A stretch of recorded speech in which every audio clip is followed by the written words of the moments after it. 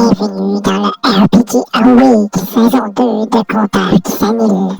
Comment gérez-vous l'absence d'un joueur à une session? En fait, nous autres, on a comme principe que the show must go on. Si on a décidé qu'il y avait une game, on joue. Puis, c'est ça. En fait, on peut faire une nouvelle game ou alternativement, ce qu'on fait pas mal ces temps-ci, c'est qu'on fait des scénarios dans un autre timeline, une prélude ou une game future.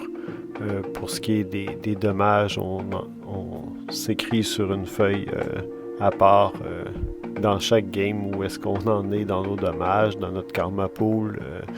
On peut, tu sais, le même personnage peut se ramasser dans 3 scénarios différents à différentes timelines, puis on va choisir à un moment donné ce qui est logique de décider si ça s'est passé avant ou après, dépendamment de ce qui s'est passé dans ce scénario-là.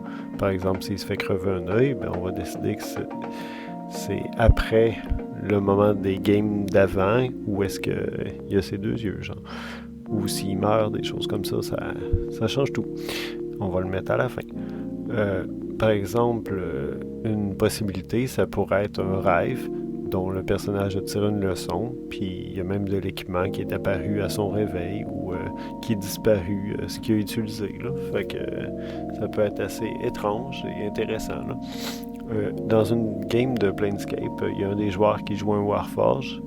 On a décidé que quand il était absent, parce que ça arrivait quand même parfois, puis il nous a proposé cette idée-là, il devenait une figurine of Wondrous Power, qu'on s'accrochait autour du cou, puis quand le joueur était là, ben son Warforge il se reconstituait. Là. C'était à cause d'une malédiction assez particulière.